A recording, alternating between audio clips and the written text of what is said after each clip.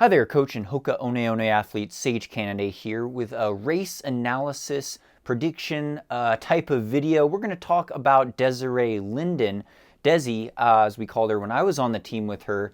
We were on the same team actually back in the day. I've got some old video clips actually about 9 years ago, running on the same Olympic development project out of college, the Hansons-Brooks Distance Project, which I wrote this poorly written memoir about. We're going to talk about Desi and her world record attempt in the 50K, 50 kilometers in April. She's going after the world record of 3:07:20, which was set by Alison Dixon of Great Britain.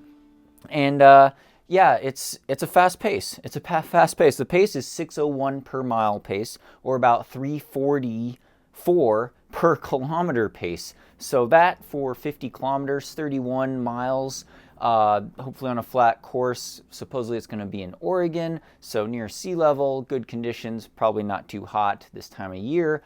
And Desi's a two-time Olympic marathon runner. Now, Alison Dixon, who has the record, was also an Olympian in the marathon. I believe she was 28th place in the 2016 Olympic marathon, and her personal best was 2:29 in the marathon.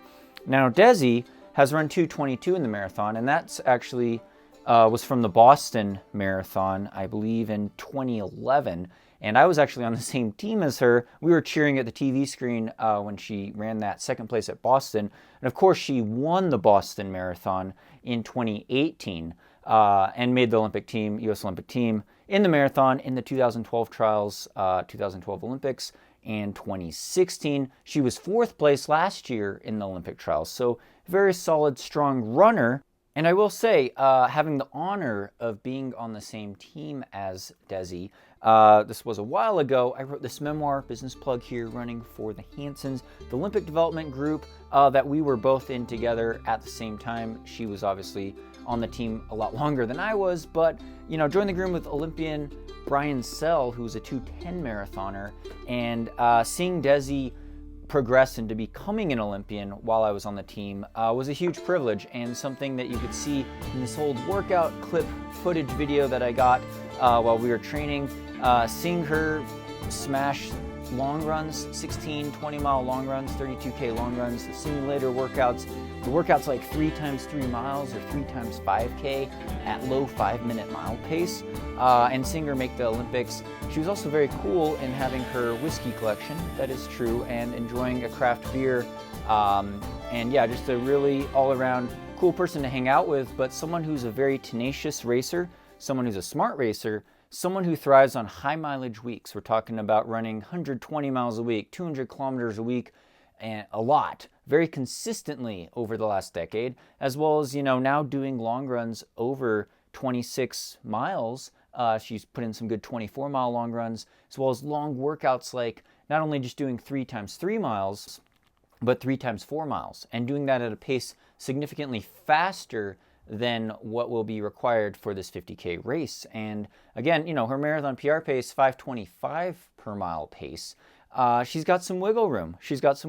And to extend that extra distance, I think a 50K on flat roads. Granted, I have never actually run a very flat and fast 50K. I mainly do trail and mountain 50Ks. But when you look at the science of it, the physics of it, it's very much like just extending a marathon. And it's very close to marathon pace, really. You're going from 26 miles, 26.2 miles to 31 miles, right? It's just an extra 5 miles. Or 8 kilometers. Now, if you've run a marathon, you probably know, yeah, you get to the 20-mile mark, 32K in, maybe you bonk, you hit the wall, right? You run out of glycogen. And that last 6 miles, that last 10K, you could lose all your time and start walking and have a disastrous meltdown. Well, that can happen. That can happen in ultras. It happens to the elites. People have complications. They have muscle cramps. If it's hot, you could get dehydrated, overheated. You're working with that. You're also working with glycogen depletion, running out of your carbohydrate stores, trying to take in carbohydrates, trying to take in maybe a carbohydrate fluid, some gels, something like that, so you don't bonk, but not getting so much that you're getting stomach distress, GI distress, right? You don't want to be throwing up or having a stomach cramp, or getting a side stitch from drinking too much too soon, or getting a balance with your electrolytes. that is a struggle in any race, but especially in these ultra marathons. So we say, okay, we're extending this marathon pace just a little bit. It is very specific to a marathon, especially on a flat road. Desi has run a lot of those. She's made the Olympics in a lot of those. I think she's got a really good chance at getting this record. That being said, Allie's record is good, 3:07:20, and she was top 30 in the Olympics. She set that 50K mark, I believe, in the World Championships, the IAAF 2019 World Champs at 50K, which is a standard race distance on the World Championship level on the roads. It's a little tricky how sometimes they do these records in world bests, so to speak, because some people try to do it all on a track or all on a treadmill. Josh Cox, who originally had the U.S. Men's American record, did it by running a marathon first and then ending with 8 kilometers on a track. And ironically, he's her agent as well. But and the men's world record of 2:43 was set, I believe, in the first 50K of the Two Oceans Ultramarathon in South Africa. Legendary race, net uphill. The guy was actually running uphill when he set that mark, which is very impressive. And speaking of Two Oceans, that is what Desi was originally intending on doing. It's a dream race, bucket race for me, myself. Been to Cape Town quite a bit in the last few years, and it just looks amazing. Of course, that race was canceled because of the COVID, and that's coming up very soon. So it would have been exciting to see Desi there. That's about 55 kilometers, and it's got some hills, especially at the end. It could be kind of warm and humid down there this time of year in Cape Town, South Africa. So, but I think Desi's got a great chance at this record if she paces herself well, if she stays healthy in this next month training block going in. She's got the marathon speed. She's shown that potential running in the 2:20s in the marathon. And knowing her from seeing her in workouts, having her chase us down in long runs when I was training back in Michigan on the Hansons Brooks team. Oh, by the way, you could find this book on Amazon, paperback and Kindle forms, I will say. Business plug, it is poorly written memoir of my personal experience back then.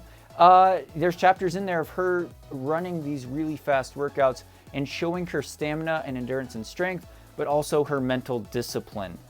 She's very determined, very tough, and that's the kind of trait that you need when you move into these ultramarathons and you have to problem solve. You have to figure out how to hydrate yourself, how to pace yourself so you don't get a muscle cramp, sheer muscle failure, and what is realistic. What is a realistic goal based on your training so you don't run out of glycogen before that finish line and you can keep a strong pace and finish well.